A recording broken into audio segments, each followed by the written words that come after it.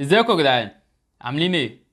كل مره كنت متعود اقول لكم اهلا بيكم في فيديو جديد، لكن المره دي فكره تانية، وعايز اقول لكم اهلا بيكم في حلقه جديده. وهنعمل النهارده برنامج. النهارده انا مش لوحدي، معايا الباشمهندس صابر.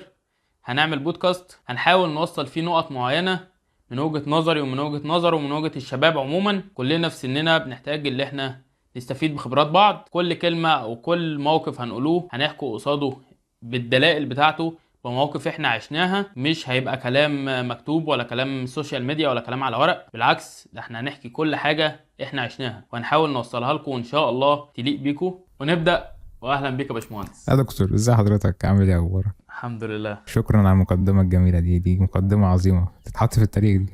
حبيبي يا هندسة. يلا بينا نبدا. احنا عايزين النهاردة اه الحلقة الأولى هتبقى بعنوان قيمتك أو ذاتك. بنسمع دايما كلمة قيمتك أو ذاتك، أو لازم تحقق القيمة اللي أنت اتخلقت عشانها أو الكلام ده كله، بس مش عارفين يعني إيه المعنى الحقيقي ليها. احنا عايزين نوصل للشباب بطريقتنا من الآخر. تمام. مبدئيا كده خلينا نعرف قيمه الذات. هو شعور الشخص بالرضا عن نفسه. يعني لما تعرف قيمتك وتكون محقق ذاتك ومحقق قيمتك فعلا، فانت بتكون راضي كامل الرضا عن نفسك. هنا بقى في عوامل كتير قوي بتخليك بقى اللي هو انت تكون راضي عن نفسك. المجتمع ونظرتك لنفسك عامة بالاجمل. يعني تقدير الذات هو شعورك بالرضا عن نفسك. انا بقوم من النوم انا بالظبط. مرتاح. بالظبط، وزي ما انا ما قلت في الفيديو الاول اللي هي على التشانل، قيمتك الحقيقيه بتيجي من نظرتك ورضاك عن نفسك. بالظبط. فخلينا نبدأ بالظبط. بأول نقطة معانا، وهي ازاي احنا نشوف قيمتنا يعني وسط المجتمع اللي حوالينا. ده تقريبا الناس كلها بتفكر فيه، واكيد احنا كل واحد بيفكر فينا، يعني اللي هو طبعا ازاي. كلنا بيفرق معانا شكلنا ومنظرنا في المجتمع. ودي من اهم الحاجات على فكره اللي احنا بندور عليها كلنا، مش شخص ولا اتنين. احنا كلنا بندور على القيمه بتاعتنا وسط المجتمع وفي عيون الناس. بالظبط. قيمتك وسط المجتمع هي بتتكون من ايه بقى؟ من 3 نقط. اول نقطة هي مبادئك ايه. بعديها هنتكلم عن المحيط والدايرة بتاعتنا ايه هي، عشان هنحس بقيمتنا وسط مين. مش هحس بقيمتي وسط ناس مش صح. نفس طبعي ولا نفس شكلي اكيد يعني. وده تقريبا وايه معظمنا تأثير هو اللي برضو بيغلط المحيط ويقع فيه. والدايرة، وهنتكلم برضو عن ايه تأثير المحيط والدايرة عليك. مش بس نظرتك في عيونهم، احنا هنتكلم عن تأثير المحيط الدايرة او المحيط او الدايرة اللي حواليك، تأثيرها عليك بالإيجاب او بالسلب. تالت حاجة، في اللي احنا هنلاقي قيمتنا وسط المجتمع ازاي، نحط اهدافنا عشان نقدر نلاقي قيمتنا ونحققها. بالظبط. وبمناسبة الأهداف فدي هتتطرق برضو لجزئين، اللي هي منها ازاي هفضل انا دلوقتي لو لقيت اهدافي ازاي هفضل مكمل من غير ما اقع، وهنعمل ايه لو وقعنا، وطبعا كلنا بنقع. فهنتكلم عن كل ده بالتفصيل بشكل مبسط جدا.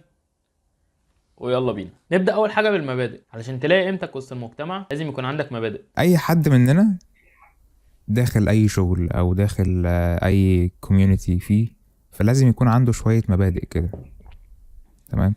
بالظبط. كل واحد مننا، احنا مش هنتطرق للمبادئ وهنقول لك لازم تعمل كذا وكذا وكذا وكذا، لا. كل واحد مننا عنده مبادئ. جميل. فعشان تكون مبادئك لازم تكون فاهم نفسك كويس جدا، وتعرف اللي بيريحك ايه واللي بيبسطك ايه. بالظبط، يعني بمعنى صح لازم تعرف نفسك الأول علشان تعرف توصل للهدف من نفسك أو الهدف اللي أنت مخلوق عشانه. لازم أنت تعرف نفسك، لازم تعرف نقاط القوة عندك ونقاط الضعف، تعرف إيه الضعف عندك وتقويه، تعرف إيه نقاط القوة عندك وتشتغل عليها أكتر. بالظبط.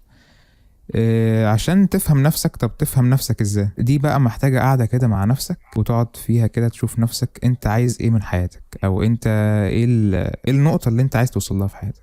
برضو هديك يعني مثال. انا فترة جت عليا من حياتي، انا قعدت 6 شهور كاملين انا قاعد في البيت، بنزل بس مشاوير اللي هي المهمة جدا. غير كده انا قاعد في البيت، قفلت موبايلي، قفلت حياتي كلها، قفلت على نفسي، مفيش حد كان يعرف عني اي حاجه. قفلت مره واحده، اختفيت كده، وقعدت افهم نفسي فعلا هو ايه اللي بيريحني، هو انا عايز ايه. قعدت اسال نفسي كده سؤال: ايه اللي بيريحك في حياتك؟ انت عايز ايه في حياتك؟ كل الكلام ده. بالظبط، لان احنا اغلبنا ما يعني احنا مش عارفين احنا عايزين ايه. انت مش عارف نفسك، مش عارف التركيبه بتاعتك، لدرجه اللي انت لو سالت غالبا يعني حد من جيلنا دلوقتي تقول له انت نفسك في ايه، هيقول لك نفسي اعدي المرحله اللي انا فيها. هو مش عارف هو عايز ايه، هو مش عارف نفسه، هو يعني مش شايف الرؤيه، ما عندوش رؤيه بالظبط، بمعنى ما أصح عندوش يعني. رؤية للمستقبل خالص. مفيش هو انا فين من وسط المجتمع اللي حواليا. بتحس نفسك ساعتها اللي انت نكره، انت اللي هو انت ما بتقدمش اي قيمه للمجتمع. وده بيجي لنقطه اللي انت بتقارن نفسك بالناس العاليه قوي، ما بتقارنش نفسك بامبارح. فهي دي الفكره يعني. عامه لازم تفهم نفسك عشان تحط مبادئك. ومن أسوأ الحاجات اللي كلنا بنعملها اللي بنقارن نفسنا بالناس، مع ان لو انت بصيت لها كنظرة عقلانية شوية هتلاقي ان دماغك غير دماغي. الدماغ عموما عاملة زي البصمة. انت مخلوق بمخ وانا مخلوق بمخ، انت مخلوق باهداف وظروف وانا مخلوق باهداف وظروف. بالظبط. انت شخصية وانا شخصية، ما ينفعش اقارن نفسي بيك لان احنا مش زي بعض. ما ينفعش اقول لك الشجرة اطول ولا البحر اكبر، دي حاجة ودي حاجة. فكذلك البني ادمين، ده مخ وشخصية وانت مخ وشخصية. ما ينفعش اقارن نفسي بيك، لازم عشان تقارن نفسك تقارن نفسك بنفسك امبارح. بالظبط. فعشان نحط المبادئ بتاعتنا دكتور لازم نفهم هو ايه اللي بيريحنا في الاول. هل انا برتاح مع مثلا ما انت ولازم تجرب يعني كذا حاجه. يعني الحمد لله اللي الحاجه الوحيده اللي شايفها ان ربنا نعم علينا اللي احنا جربنا حاجات كتير قوي في سن صغير. يعني وصلنا لنقطه بدري. الحمد لله. الحمد لله. فعلا. وصلنا لنقطة كويسة جدا يعني. ونقطة مش هنقدر نقول نجاح، بس يعني وصلنا لنقطة كويسة في حياتنا في سن بدري الحمد لله يعني. نقطة كبيرة من التجارب، فالتجارب ادتنا المعرفة او بالظبط. القدرة اللي احنا نفهم بشكل اوسع. فعشان كده لازم تفهم نفسك عشان تحط مبادئك. انا مش هقولك ولا هفرض عليك مبادئ، انت ايه اللي بيريحك وعيش فيه. اللي بيريحك من ناحية الدين اللي بيحكمك، ومن ناحية المجتمع، ومن ناحية شخصيتك انت. لازم تخلي دايما في اولوياتك الثلاث حاجات دول اللي هم الدين والمبادئ اللي هي والعادات والتقاليد بتاعت المجتمع. وبرضه اوعى تنسى نفسك، لازم تعمل ميكس ما بين الثلاثة وتطلع الحاجة اللي انت عايزها. واحنا بنحط المبادئ بتاعتنا احنا ممكن بنقول بقى على ناس عايزة تتغير، صح؟ مش هنتكلم بقى على ناس اتغيرت وخلاص. فاحنا لازم هنتكلم عن نفسنا عامة يعني. وانا بحط المبادئ بتاعتي، فالدايرة بتاعتي ايه هي؟ كانت الدايرة بتاعتي عكس المحيط اللي انا عايش فيه. عكس الهدف اللي انت عايز توصل له. لا، عكس المحيط اللي انا عايش فيه. هما مبادئهم وحياتهم متطرقة لنقطة في سكة تانية، وانا عايز اروح في سكة تانية. ايه اللي بيحصل بقى عشان تعرف تستمر على مبادئك اللي انت حطيتها؟ لازم تشوف الدايرة بتاعتك ايه. هل دايرتك دي فعلا صح. هتفيدك في المبادئ اللي انت حطيتها دي، ولا هتضرك، هتخليك تكمل فعلا ويدوك كلام تحفيز ايجابي؟ مع ان ده غلط. ما تنتظرش اي تحفيز من اي حد. خليك انت المحفز الرئيسي لنفسك. المحيط والدايره اللي انا كنت عايش فيهم تمام، لما اخترت بقى المبادئ بتاعتي قلت فعلا هل هم هيساعدوني في المبادئ اللي انا حطيتها دي ولا لا؟ الفكره لقيتها لا، مفيش حد هيساعد. فعشان كده 6 شهور بقى انعزلت عن الناس تماما. الانعزال غالبا، الانعزال بيبقى هو فرصة النجاة او طوق النجاة ليك. بالظبط. علشان تفهم نفسك وتشوف نفسك من غير، بعيدا عن عيون الناس. انت عايز تشوف نفسك بعينك انت. ودي احكي لك تجربتي لما كورونا، فترة الكورونا. كنت انا عادي يعني، من ضمن عندي صحاب كتير، بنزل بقعد على قهوة بتاع. كانت هي دي حياتي. بس انا كنت بنام بالليل وانا حاسس ان انا ولا حاجة. فلما جت فترة الكورونا لقيت الدنيا كلها قفلت، الناس كلها قاعدة في بيوتها، مش بننزلوا. كلنا قاعدين في بيوتنا، فبقى في فترة فراغ كبيرة جدا. واغلبنا استغلينا فترة الفراغ دي بطريقة خطأ، بحيث ان احنا كلنا قعدنا نعملوا حاجات غير مفيدة بالمرة. زي مثلا نزلنا العاب وقعدنا نلعبه وقعدنا نتكلم طول الليل. اللي بيتكلم مع حبيبته، اللي بيتكلم مع صاحبته، اللي بيتكلم مع صاحبه. فرصه لا قعدنا تعوض. كده بالظبط. انت يعني انت كلكم قاعدين بقى فاضيين، مفيش حد هيقول لك اصل انا ورايا شغل الصبح ولا انا ورايا درس الصبح، مفيش الكلام ده.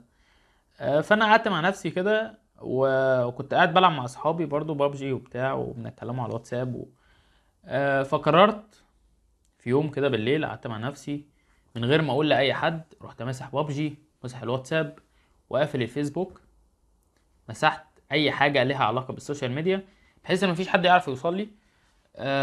مره واحده، معرفش ايه اللي خلاني اعمل كده مره واحده. وحبيت ان انا ابدا الالماني وافهم نفسي، افهم انا عايز ايه الحلم او ايه الطموح اللي انا عايز اوصل له، وهل انا عاجبني منظري ده ولا لا. وساعتها انا فكرت في حاجه واحده، بما اني يعني مجنون بالعربيات، فتخيلت الفورمولا 1. لما مثلا انت دلوقتي كل العربيات خدت راوند، وطبعا كل العربيات لفت الراوند الاول، فطبعا كله بيقف عشان يعبي بنزين وغير الكاوتشات، لكن انت الكاوتشات بتاعتك سليمه والبنزين بتاعك فول يخليك تاخد راوند كمان. ليه تقف علشان الناس وقفت؟ ليه تقول طب ما انا هقف؟ لا يا معلم، افتح على الخامس وطير وخد راوند واسبق الكل. وهو ده السيستم الصراحه اللي انا مشيت عليه، وغير لي حياتي، غير لي شخصيتي 360 درجه.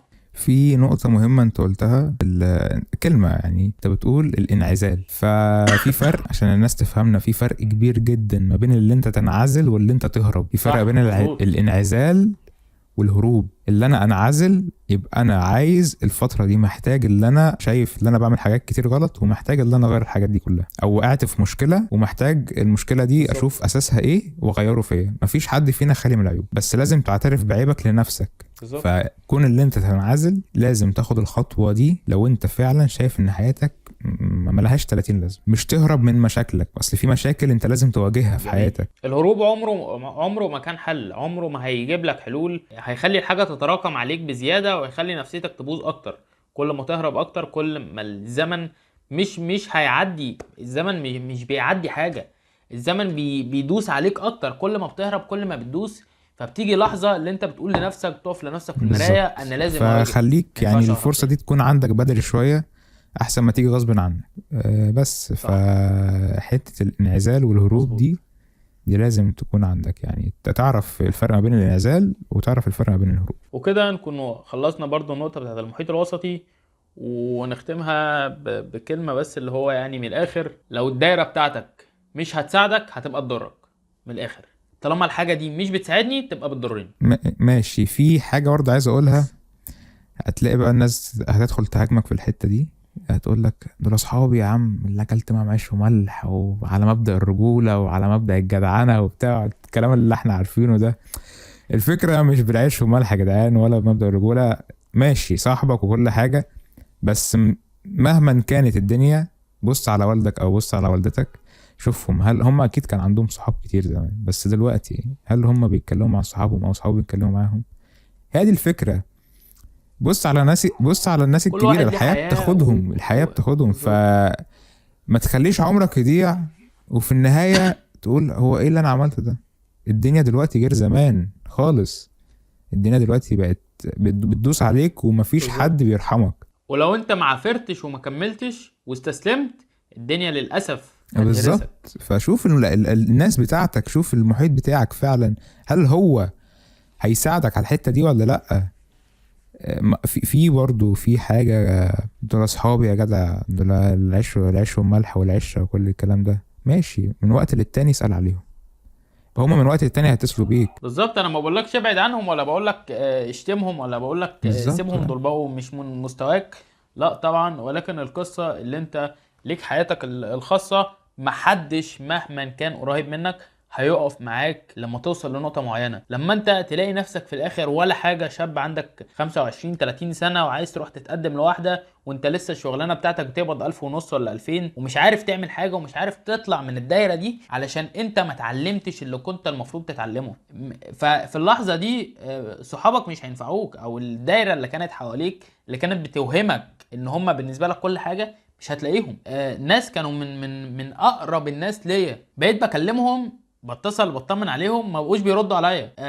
ومش بيردوا عليا. الاول كنت بدي الاعذار اللي هو مش موجود، ما مش فاضي الكلام ده، لدرجه ان في منهم يعني جالي كلام اللي هم ايه، مش عايزين يعرفوني، مش عايزين يسمعوا حاجه عني. دي نرجع لدايره ان الشخص اللي قال عليا كده، اقسم لك بالله كان بص، كان في وشي يقول لي انت اكتر من اخويا. ولما جيت انا ساعتها جيت اسال عليه، انا مش محتاج منك حاجه، انا بس بسال عليك، راح يعني وصل لي منه الكلام اللي هو قال انا مش عايز اعرفه ولا عايز اسمع حاجه عنه ولا عايز اتكلم معاه، من غير اي حاجه. فدي توصل لك فكره ان مفيش حاجه دايما، مفيش حل هيدوم عليه اصحابك، كل حاجه بتتغير، ومفيش حد هيفضل واقف معاك للاخر الا بالظبط. نفسك. واحنا خلاص طلعنا من الدايره بتاعتنا الحمد لله يعني، واتعلمنا.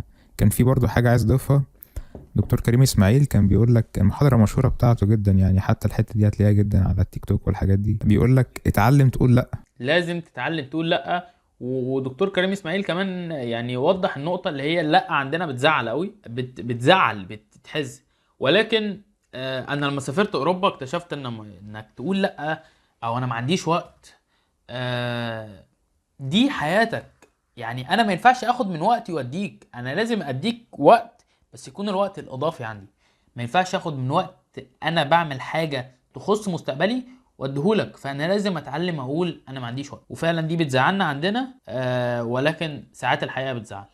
واحنا ماشيين بقى خلاص طلعنا بره دايرتنا الحمد لله، وتعلمنا نقول لا، وكل الكلام ده جميل جدا. هنعمل ايه يعني؟ الحمد لله حطيت مبادئي وقلت المحيط والدايرة بتاعتي ما بقتش موجودة عامة، يعني لان لو كانت موجودة كان زمانك بقيت احسن مبدئيا كده. او نقدر نقول ان انت حسنت او انت يعني المحيط حسيت بتاعك. الكوميونتي اللي انت عايش فيه شوية. اهدافك بقى هتحطها ازاي؟ دي حاجه مهمه جدا. لازم نعرف الهدف اللي كل بني ادم فينا جاي عشانه. هو احنا متولدناش يعني كده. كل بني ادم فينا ربك بيبعت له رسالة معينة، وربك خلقه عشان يوصل رسالة معينة. والحقيقة ان هي دي اللي احنا ما بنشوفهاش اصلا، لان احنا مش بنحاول ندور عليها. انت مخلوق لهدف، مش مخلوق علشان تاكل وتشرب وتنام. فلازم تقعد مع نفسك، اللي هو القعدة اللي انت هتقعدها مع نفسك، وتشوف كمان الاهداف اللي انت عايز توصل لها، الاحلام اللي ربك حاططها في مخك. ما هو الحاجات اللي في دماغك هي مش ملكك. مخك وجسمك ده مش ملكك، فتفكيرك مش ملكك.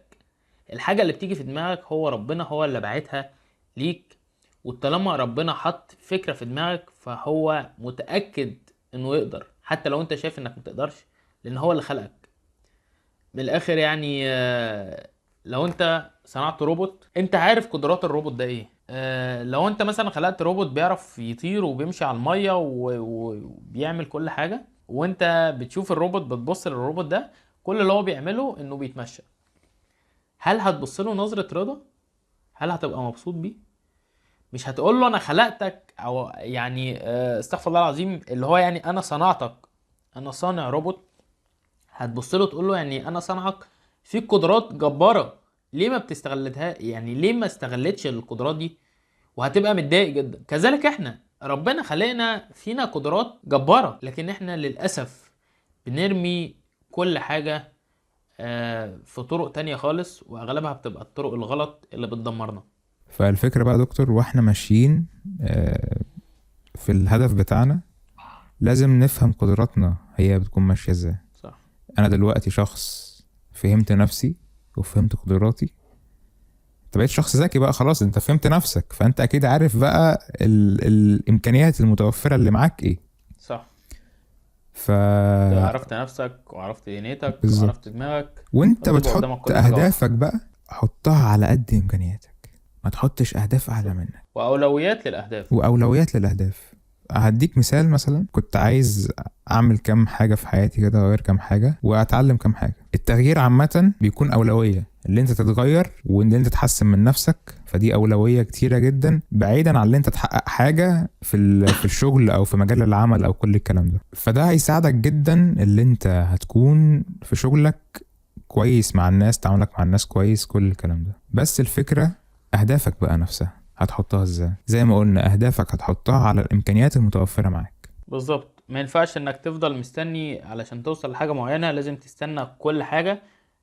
لان زي ما قال الدحيح، الوقت او الفرصة المناسبة عمرها ما هتيجي. لازم تبدأ. لو انت بتفكر انك تكتب كتاب، ورقة وقلم دول كفيلين انك تبدأ. ما تفكرش ان انت هتجيب منين الالف صفحة، وتجيب منين جلدة الكتاب المعينة اللي انت عايز تعملها. لا.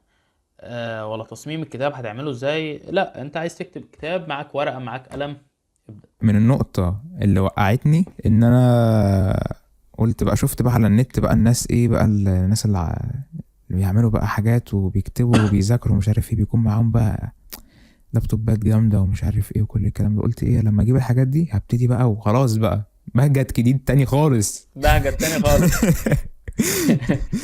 الفكره اللي انا استنيت وقت طويل قوي انا عقبال ما الحاجات دي يعني تيجي، فاهم؟ فاستنيت ممكن ضيعت سنتين ولا حاجه، او سنه، نقوله سنه يعني. واعتقد ان انت لما جت ما بدأتش. بالظبط، جت خلاص بقى بهجت بقى فعلا جديد.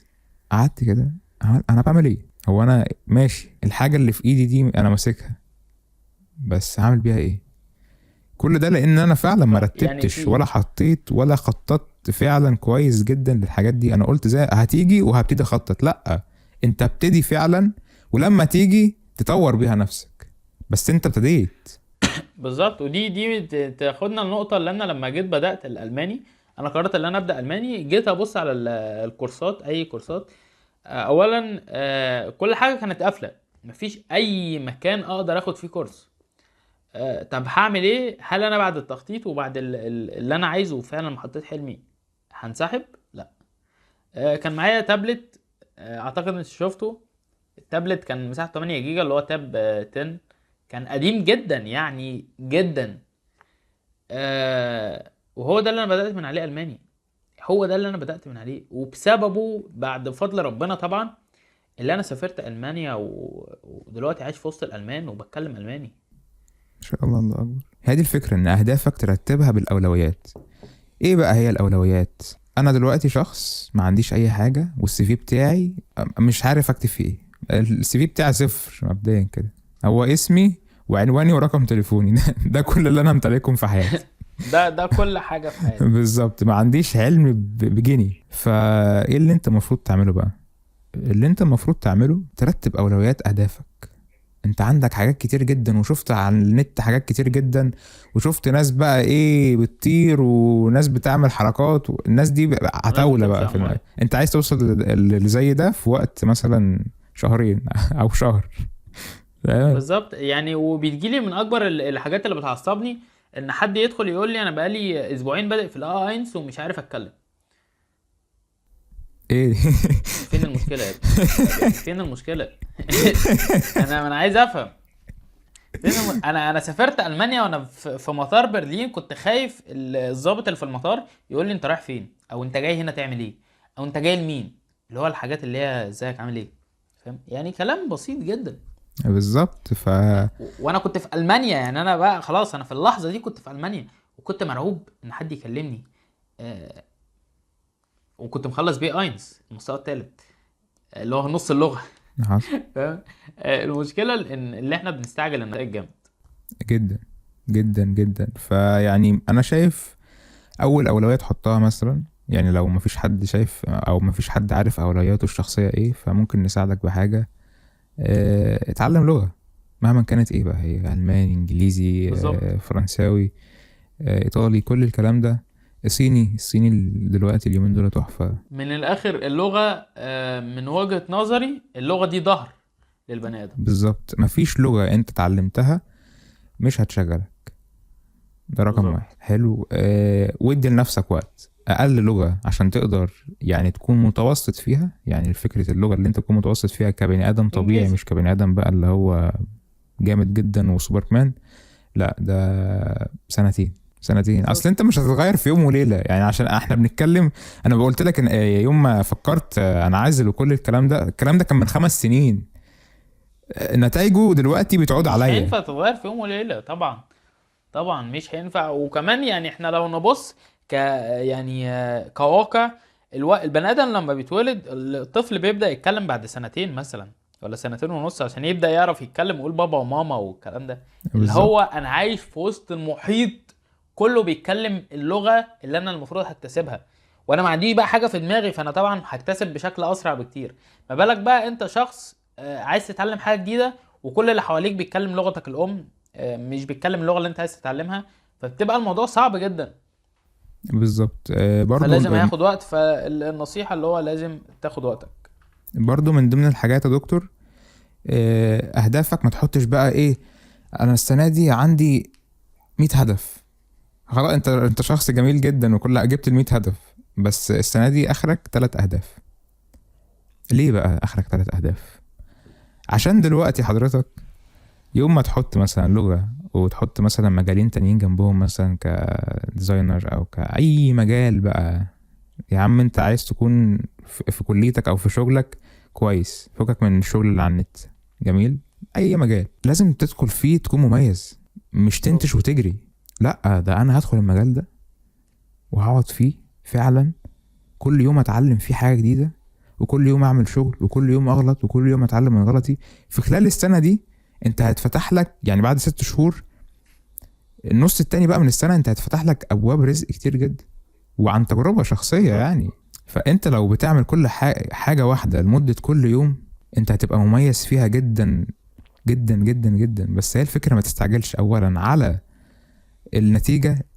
تاني حاجة ما تحطش اهداف كتير في حياتك. اخرك في السنة كلها 3 اهداف عشان فعلا بالظبط تكون مميز، مش اكتر من فعلا. كده. وبالنسبة للميزة تاخدنا النقطة بعدها، اللي هو شكلك في السوشيال ميديا. دي من ضمن اكتر الحاجات اللي بتخلي برضو البني ادم مميز، ومن اكتر الحاجات اللي مطلوبة دلوقتي في المجال او في المحيط بتاعنا عموما، كشغل كدراسة كأي حاجة لازم بتضيف السوشيال ميديا بتاعتك. عامة السوشيال ميديا بتعبر عن الايديولوجية بتاعتك. يعني ايه هي بقى عامة الايديولوجية؟ فكرك ايه؟ انت بتعمل ايه دلوقتي؟ يعني نديك مثال، الشركات الانترناشونال يوم ما بتطلب السي في بتاعك بتطلب تحط السوشيال ميديا بتاعتك، بالظبط سواء فيسبوك او انستجرام او كل الكلام ده. انا الحمد لله ما عنديش الفيسبوك ولا انستجرام والحاجات دي كلها، ولا تيك توك ولا كل الكلام ده، بقى لي سنتين قافلهم يعني. بس هي الفكرة ايه؟ يوم ما اروح لشركة اقول لهم انا قافلهم فعلا، هيدخلوا يبحثوا ويسيرشوا كل الكلام ده، بس هتلاقيك فعلا انت وهيتأكدوا انك قافلهم. ما تتذكاش وتعمل العقل المصري تقول لهم انا قافلهم وانت فاتحهم. جميل. طب ليه هم بيطلبوا الحاجات دي؟ بيشوفوا فكرك، علشان هيشوفوا شخصيتك. هل فكرك مع نفس المبادئ اللي هم ماشيين بيها؟ مع الشركة دي برضو عندها مبادئ وعندها افكار. بالظبط هل فكرك ده ماشي مع مبادئ الشركة ولا لا؟ يعني دلوقتي في ترند كان طالع من كام يوم، احنا مش هنتكلم عنه لان ايه، اميته الباطل والسكوت عنه. هي الفكرة ايه بقى؟ ان انت شيرت الترند ده وقعدت تشير فيه، وحاجة جميلة، حاجة بتنصح الناس وكل حاجة، بس هي الفكرة ان ممكن الترند اللي انت مشارك فيه ده فعلا هو معارض مع الشركة، فيكون الاكونت بتاعك ايه بقى على السوشيال ميديا؟ لو انت فعلا بيكون الاكونت بتاعك هو مشاركة حياتك البسيطة، صورك مع اصحابك، حكمة انت استفدت بيها اليوم ده، بس مالكش دعوة بالعالم الخارجي. العالم الخارجي ده اخرك انت تتفرج عليه وخلاص. وده برضو ارهاق للنفس، احنا هنتطرق ليه في حلقة لوحديها، ان السوشيال ميديا والتأثير على النفسية بيكون ماشية ازاي. بس هي الفكرة، فهل نقدر بقى نقوله ان السوشيال ميديا موازية للسي في بتاعك في الشركات الانترناشونال؟ يعني احنا خلاص، احنا دلوقتي الحمد لله احنا اتغيرنا تمام، وعرفنا نفسنا كويس جدا، وحطينا مبادئنا، واخترنا الكوميونتي اللي احنا هنقدر نعيش فيه، وحطينا اهدافها وابتدينا تحقيق اهدافنا. وبعد ما ابتدينا تحقيق اهدافنا الحمد لله ربنا نعم علينا، وبقينا يعني كمان خلال سنتين بقينا اشخاص الحمد لله كويسين جدا، ونقدر نشتغل في شركة كويسة انترناشونال. جميل.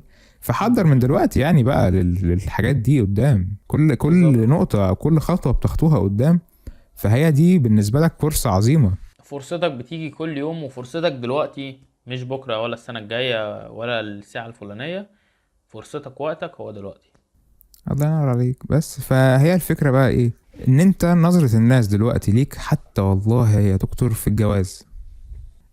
يعني في موقف حضرته، ابو البنت كان واحد راح يتقدم، يعني واحد صاحبي راح يتقدم، فابو البنت رفضه عشان شاف البروفايل بتاعه كله تفاهه. قال لا ده شخص تافه، فاهم؟ مع انه شخص والله جميل، يعني هو بيحب يهزر كتير على النت وكل الكلام ده، بس هزارك خليه مع اصحابك. يعني السوشيال ميديا دي عالم مرهق بطريقه غريبه، فاهم؟ لكن لو انت بقى كنت مشير صورك مع اصحابك ويوم جميل ومش عارف ايه، فهيكون عنده فضول ان هو يشوف الشخص ده ايه بقى، هو فرحان ليه كده على طول على النت، او الشخص ده بيشير حكم فالشخص ده حكيم، لا ده انا اقعد معاه في كل الحاجات دي. فحتى في الجواز اتدخل السوشيال ميديا، اتدخلت في الجواز. يا عم ده السوشيال ميديا ممكن تقوم ثورات، بالظبط. فاهم الفكره ماشيه ازاي؟ فلا السوشيال ميديا دلوقتي بقت عامل قوي جدا، قوي قوي قوي، فاهتم بيه قوي. لو انت هتشتغل فيها، لو انت شخص شغلك هيكون على السوشيال ميديا، فاهتم جدا بالسوشيال ميديا بتاعتك. ولو انت شخص شغلك هيكون بعيد عن السوشيال ميديا، نصيحة من اخوك الصغير، اقفلها. اقفلها خالص بقى. خليك انت عايش في العالم الواقعي بتاعك وكل الكلام ده، واقفلها خالص. انا حاليا انا شغال شغلي ليه علاقة بالسوشيال ميديا، جميل، بس انا مخلي ناس تمسك السوشيال ميديا دي، انا مش همسكها. ده اول حاجه، ناس متخصصه في الماركتينج وناس متخصصه في كل الكلام ده. وغير كده انا مش ههتم او مثلا شغل فيه ريتش او الكلام ده كله وفيه مشاهدات، فانا مش ههتم بكل الحاجات دي. انا مهتم بالظبط. بس بالشغل بتاعي وخلاص. انا قدامي بس الواتساب اللي بتواصل بيه في الشغل ومع اصحابي. بس وزي ما قلنا ده يخلينا نوصل للنقطة الأولى، والنقطة اللي احنا قلناها في الأول، اللي انت بترتب أولوياتك وبترتب الحاجات اللي ليها علاقة بيك، وأي حاجة بتضرك لازم تبعد عنها. فكل بني آدم فينا عارف ايه اللي بيضره وايه اللي بينفعه، وزي ما قلنا أي حاجة بتضرك أو أي حاجة مش بتنفعك تبقى بتضرك، فلازم تبعد عنها. واحنا بقى بننظف السوشيال ميديا بتاعتنا وماشيين في طريقنا، هنلاقي بقى ايه؟ المحيط والدايرة بتوعنا زمان اللي هم لسه عايشين في حياتهم كده. ايه يا عم، ما شفناكش بقيت حاجة يعني، ولا شفناك بقيت شفتكش مارك طلعت ولا القمر بيل يعني. جيتس بقى ولا مش عارف ايه. انت فاهم؟ هتيجي بقى كلمات بقى عليك صعقة بقى، فاهم؟ بالظبط. فالناس دي كلها ما تلتفت لهاش، كمل في ما طريقك تهزرش. عادي جدا. وحتى لو انت فكرت في الكلام شوية، ولا اعوذ بالله من الشيطان الرجيم، وكمل. شوف نفسك زمان وشوف نفسك دلوقتي وبص لنفسك في المراية وهتعرف انك ماشي صح. بعد ما خلاص عملنا السوشيال ميديا بتاعتنا الحمد لله، وتجنبنا الكلام السلبي اللي من الناس، وبعدنا عن الدايرة اللي هي هتضرنا، وحطينا الحمد لله مبادئنا وحطينا أهدافنا، برضو أنا حاسس بعدم ارتياح كده شوية. فاهم؟ هتحس وانت بادئ لسه هتحس بعدم ارتياح. بس والله كل اللي بدأوا وكل اللي حققوا حاجات هيقولك انت في الأول دايما دايما هتشعر بعدم رضا عن حياتك، وبعدم رضا صح. عن نفسك وكل الكلام ده. بس في يوم ما هتوصل لتحقيق حاجة، مثلا اتعلمت حاجة وابتديت تشتغل فيها، ايه الشعور الجميل ده؟ ايه شعور المتعة صح. دي؟ هو في الاول انا متفق معاك جدا انك مش هتحس باي حاجه. زي ما انا قلت في فيديو من فيديوهاتي، مثال علبه المناديل. لو جبت علبه مناديل وخدت منها منديل والتاني والتالت، هتلاقي حجم العلبه هو ما فرقش فيها اي حاجه، وشكل العلبه هو. لكن مع الوقت لما تقعد تسحب في مناديل هتلاقي شكل العلبه بيتغير، والتأثيرات الخارجية بتبان عليها من بره. وده اكبر دليل ان الحاجة مش بخطوة او بالتانية، لا ده الحاجة محتاجة زمن عشان تحدث التغيير فيك. بالظبط. فهي الفكرة دلوقتي ان يوم بقى ما تحس بقيمتك فعلا، هتحس بقيمتك لما تبتدي تغير من نفسك. اول حاجة يوم ما تبتدي تعرف اخطائك فين وتصلحها، مش يوم ما تعرف اخطائك وتقول يا عمي يعني ما كل الناس بتغلط. لا، مفيش الكلام ده. ما كله بيعمل كده. لا مفيش، كله لا، بيعمل كده. لازم ده تشتغل ده مش على النورمال. حاجة. ده مش النورمال، واللي انت شايفه على السوشيال ميديا ده مش الطبيعي. والله ما ده الطبيعي. الطبيعي صح. اللي انت تكون عايش حياتك صح، عايش حياتك بتفيد نفسك وبتفيد غيرك. وإفادة غيرك برضو ما تحاولش تكون شخص مثالي، وكل شخص تمشي وانت في الشارع بتمشي تقول انت ايه، انت النهارده انت ما اتغيرتش، انت شخص بقيت وحش، انت مش عارف ايه. لا، خليك مع نفسك وانت ماشي في طريقك. دي برضو حاجة الواحد كان بيقع فيها زمان، اللي هو بيخاف على كل اللي حواليه. يبقى انت فاهم مغير من نفسه بقى وبقيت حاجة جميلة وتخاف على كل اللي حواليك. لا، كل واحد مسؤول عن حياته. لما حد يجي شخص يسألك انت بتعمل ايه، قول له انا بعمل واحد اتنين تلاتة. دي المساعدة بتاعتك. لكن ما تروحش للشخص وتقول له خلي بالك انا هغيرك. انت ما انا جاي اتغيرتش اغيرك. النهارده وبتاع وكده خطر على حياتك المستقبليه، وتسمع لي كلمتين من النت وتقرا لي كتابين، فاهم؟ وتقعد بقى تقول بقى للناس مش صح. عارف ايه. لا، كل الكلام ده غلط. الناس هتكرهك، الناس هتكرهك جامد. فخليك مع نفسك، ولما حد يجي يسالك انت بتعمل ايه، تقول له انا بعمل واحد اتنين تلاته اربعه. عايز ادخل معاك، اتفضل ادخل معايا وهساعدك في واحد اتنين تلاته. بس صح. ساعتها فعلا هتحس بقيمة الحاجة وهتحس بقيمتك اللي انت اتعلمت كل الحاجات دي عشان تحس بيها.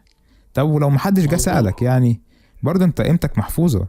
ليه قيمتك محفوظة؟ لان كل يوم انت بتصحى بتبص على نفسك في المراية، انا الحمد لله انا مرتاح جدا، انا بعمل حاجة اللي انا بحبها اول حاجة، تاني حاجة مش بضر حد، تالت حاجة بعبد ربنا والحمد لله. خلاص انت صح. مظبوط. باصص على نفسك وده في دي المراية. هتاخدنا احنا مش كده دخلنا في النقطة اللي بعدها، اللي هو انت ازاي بقى هتبدأ تحس بقيمتك.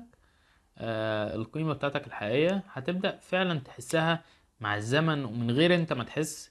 هتبدأ تلاقي القيمة بتاعتك اتحققت، وانت حاسسها، وانت باصص لنفسك في المراية، وانت واثق انك امبارح نمت وانت عامل كل حاجة كنت المفروض تعملها، والنهاردة هتكمل وبكرة هتكمل، وهكذا طول ما انت ماشي على الوتيرة دي. فهتبدأ فعلا حقيقي، وعن تجربتي انا الشخصية، بتحس بشخصيتك، انت بتحس انا كمحمد ابو عيسى انا حاسس بنفسي. يعني انا حاسس مش اللي هو شعور الغرور، ولكن شعور الثناء على النفس. انا عملت اللي كان المفروض انا يتعمل بالظبط. بس. وبكده هتبدأ تحس بقيمتك، وبتبدأ تحس بكل حاجة، وتبدأ تبقى واثق انك ماشي في طريق صح، وكل حاجة انت سبتها كانت بتضرك. بالظبط. فهي قيمتك مع نفسك، قيمتك انت شخص تحس بيها يوم ما تكون مرتاح فعلا مع نفسك، ويوم ما تكون محقق ذاتك الحقيقية. تحقيق الذات مش اللي انت تكون اول شخص في شغلك، ولا تحقيق الذات اللي انت تعلي على كل الناس اللي حواليك. تحقيق ذاتك هو سلامك النفسي. تحقيق ذاتك اللي هو انت عملت اللي كان المفروض عليك، ان اللي انت تعمله بالامكانيات المتوفرة حواليك. فده تحقيق انت ذاتك، مش كل وصلت الكلام بقى اللي انت للهدف على اللي السوشيال ربنا ميديا خلقك بتسمعه، عشانه. واللي هو انا رقم واحد وانت لازم تكون مش عارف ايه. كل الكلام لا ده لا، يا جدعان مرهق، صح. ارهاق رهيب جدا للنفس.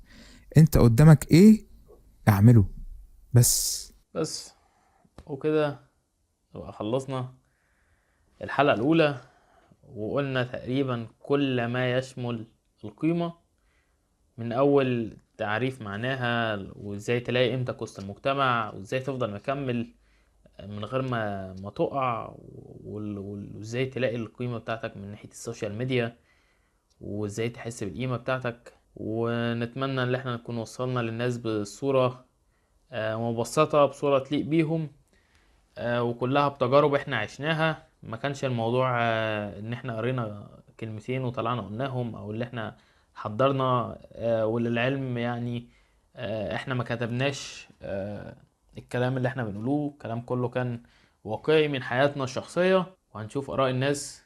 نتمنى لو اي حد عنده حاجة عايز يستفسر عليها اكتر، او اي مشكلة او اي حاجة، يكتبها لنا في الكومنتات، واحنا ان شاء الله هنعمله عنها حلقة بكل حاجة فيها. ونتمنى ان احنا دايما نكونوا سبب اللي احنا نفيد الناس.